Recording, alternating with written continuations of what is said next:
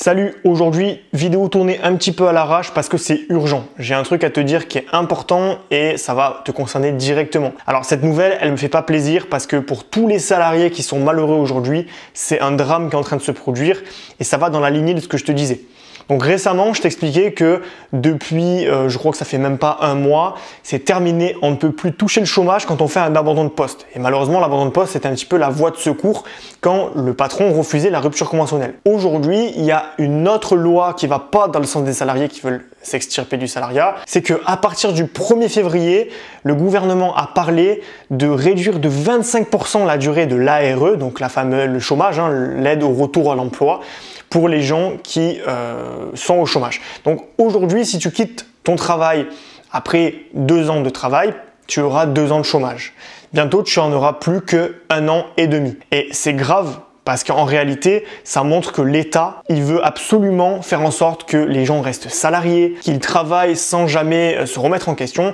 Et le problème, c'est que l'État se base sur le chiffre du chômage. Il considère qu'en dessous de 9% de chômage, je crois au 7 ou 9, je ne sais plus exactement, on va appliquer cette règle-là. Comme si tout le monde avait envie de devenir serveur, tu vois. Ils nous disent en fait que aujourd'hui le scandale, c'est que les salariés ne veulent plus travailler alors que les entreprises ont du mal à recruter. Mais c'est bien gentil de dire ça, mais c'est faux. Je veux dire, aujourd'hui, oui, les entreprises ont du mal à recruter, mais il faut voir aussi les conditions qu'elles proposent. Qui a envie pour 1 200 € par mois, 1 300 maintenant, je crois, d'aller servir des gens désagréables toute la journée, en plein cagnard, de travailler 12 heures par jour parce que le resto, si tu travailles pas 12 heures, il te vire. Qui a envie d'aller récurer des chiottes avec une brosse à dents dans un hôtel alors qu'on est payé au SMIC? Personne, c'est normal. Les gens aspirent à mieux. Mais vu qu'on ne veut pas obliger les entreprises à payer les gens mieux, on n'a pas envie d'obliger les entreprises à proposer des meilleures conditions de travail. Aujourd'hui, c'est un scandale. On est obligé d'avoir des Chief Happiness Officers dans les entreprises de marketing et de communication parce que tu comprends, il faut des gens qui sont là pour veiller au bonheur du salarié. Mais le bonheur du salarié, c'est pas d'avoir un baby-foot, c'est pas d'avoir un distributeur de bonbons. Ce que veulent les personnes, c'est avoir un équilibre entre leur vie professionnelle et leur vie personnelle, travailler moins, avoir un mode de vie sain, des missions qui les intéressent, un patron sympa. Mais ça, les gens, ils ne comprennent pas. Donc l'État, il est encore une fois du côté des entreprises et il est encore une fois contre les salariés.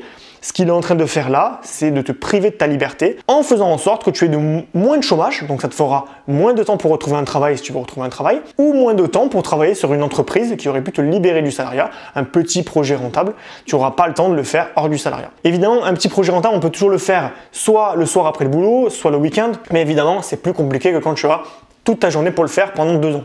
Moi, j'ai profité de ces 2 ans pour me lancer. Bientôt, ça va passer à 1 an et demi. Et qui sait, peut-être que dans quelques mois, ça passera à 1 an. On se rapproche dangereusement d'un système à l'anglo-saxonne, à l'américaine, où on a des prestations sociales qui sont de moins en moins élevées. Alors qu'évidemment, les cotisations sociales, les impôts n'ont pas baissé. Mais c'est pas grave, on réduit toujours drastiquement nos droits et on ne touche pas à nos devoirs, ils restent toujours très élevés. Donc bref, je suis pas là pour faire de la politique, juste pour t'expliquer que c'est grave ce qui est en train de se passer pour toi si tu as prévu de quitter le salariat dans les mois, semaines ou années à venir.